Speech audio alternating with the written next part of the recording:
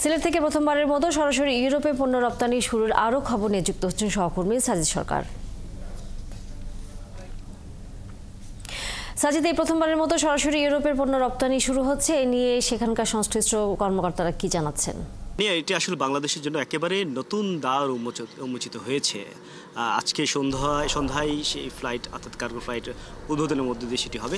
একই সাথে এই অঞ্চল শুধু নয়, বাংলাদেশ যারা আসলে স্থল পথে বিশেষ করে সড়ক পথে যে চলাচল ছিল সেটি খরচ যেমন কমাবে, সেটি একই সাথে রপ্তানি আয়ে নতুন মাত্রা যোগ করবে।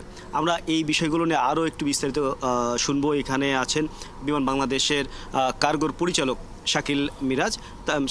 তার সাথে একটু জানতে চাই এখন পর্যন্ত আসলে কি ধরনের প্রস্তুতি নেওয়া হচ্ছে এবং এটা আসলে আমাদের ব্যবসায়ী তথা বাংলাদেশের জন্য আসলে কতটুকু সফলতা বয়ে আনবে বলে মনে করছেন? ধন্যবাদ। আজ 27শে এপ্রিল 2025 রোববার। আজকের দিনটি ওসমানী আন্তর্জাতিক বিমানবন্দর থেকে আমাদের প্রথম কার্গো এয়ার ফ্রেইটার অপারেশন চালু হচ্ছে এবং এটি বাংলাদেশের রপ্তানিমুখী শিল্পের জন্য, বিশেষ করে আরএমজি সেক্টরের জন্য একটা মাইলস্টোন বলবো আমি।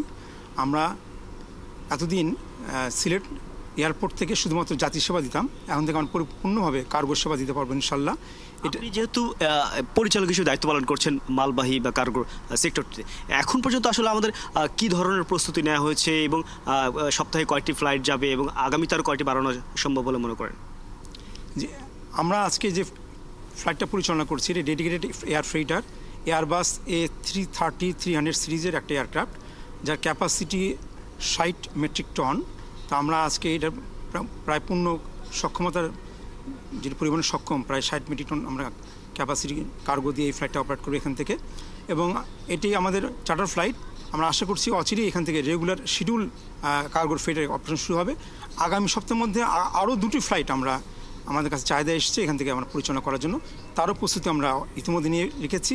এবং আজকে যে ফ্লাইটটি আমরা পরিচালনা করব তার জন্য আমাদের যে ইউরোপিয়ান ইউনিয়নের সেফটি এবং সিকিউরিটি প্রোটোকল, যেটাকে আমরা RA3 বলি, আর রেগুলেটরি এজেন্ট 3, সেটার সমস্ত বিধিবিধান মেনে এবং আমাদের ট্রেন সার্টিফাইড লোকাবল দিয়ে, পাশাপাশি explosive detective scanner machine EDS scan দিয়ে প্রত্যেকটা কার্গো স্ক্যান করে নিরাপত্তা মেনে আমরা এই কার্গোগুলোকে আমরা প্রেরণ করছি ইউরোপের গন্তব্যে।